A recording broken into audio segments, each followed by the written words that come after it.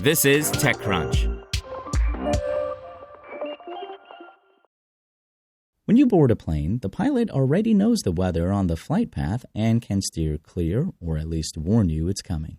The same can't be said of space weather from solar events, which can seriously affect satellites and even passenger planes.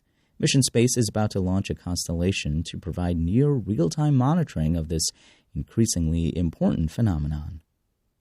Space weather is a general term for the radiation in the near-Earth environment.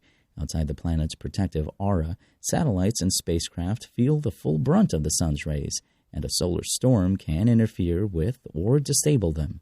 The type and intensity of this radiation shifts and flows just like atmospheric weather, but being invisible and moving at the speed of light, it's considerably more difficult to observe and predict. There are numerous satellites and deep space missions that monitor solar radiation, but they are necessarily limited. Imagine trying to predict the path of a storm using only a handful of wind and rain sensors scattered across the ocean. And while historically this has been sufficient, the growth of the new space economy has transformed space weather from an occasional inconvenience to a constant and quantifiable threat. More and more companies are putting space weather on their agenda, said Alex Pospakov, CEO and founder of Mission Space. We have 7,000 satellites in space, but in 10 years, it'll be 50,000.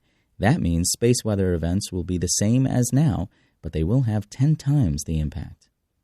A serious solar storm is dangerous not only to electronics, but also to unprepared astronauts. If someone happens to be doing a spacewalk, they could get a face full of radiation. And if we want to establish a permanent presence on the moon, where there's similarly little protection, we'll want to know exactly when it's safe to go outside. Nearer the surface, airlines are concerned about passengers getting large doses of radiation during a long flight over the poles, and some have even canceled flights because of it. And there are numerous secondary effects on services that rely on satellites, including precision agriculture. Pospakov's startup, originally founded in Europe, but now based in Israel and the U.S., is about to launch the first two of a planned 24-satellite constellation that will monitor space weather and provide reports and predictions in near real time. It's not intended to replace the scientific instruments currently in space, but augment their data, much of which is public, with a voluminous proprietary stream that enables more precise, timely monitoring. Pospakov explained that while many companies and governments are increasingly aware of the need for better space weather prediction, the satellites are aging and the data is difficult to share. The infrastructure for space weather monitoring was developed in the late 90s, and many of the scientific models were developed 50 years ago, Pospakov said. Information sharing agreements between organizations like NASA, NOAA, and ESA are complex, and the data itself is not trivial to integrate and harmonize. There are no people in the companies who need this data who can understand it. What's needed is, say, alerts for different alert levels for launch or for airlines. Everyone uses weather data, but no one thinks about how it is generated. You just want to know if it's going to rain or not. It's the same here, he continued.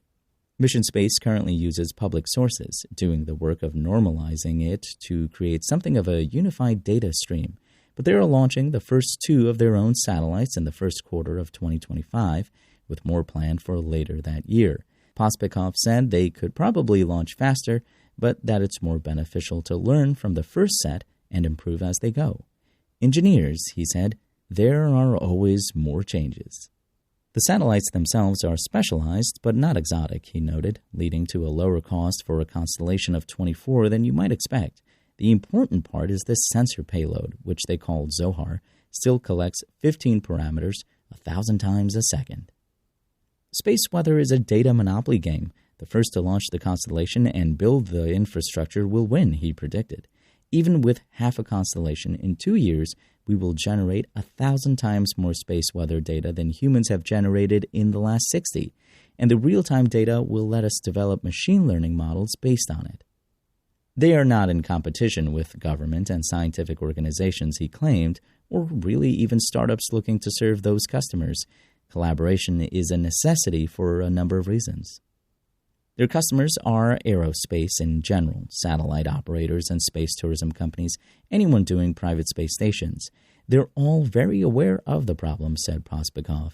It was common knowledge in the aviation industry, but now the companies are actually paying attention to solutions. And of course, for defense, they've been developing the domain, and you must be sure you will not have issues in critical space operations. With the current level of precision, that's hard for them. While the real-time readings and predictions will have to wait for the full constellation, the pair going up in a few months should offer a marked improvement over the existing offerings. No exact date is set for launch.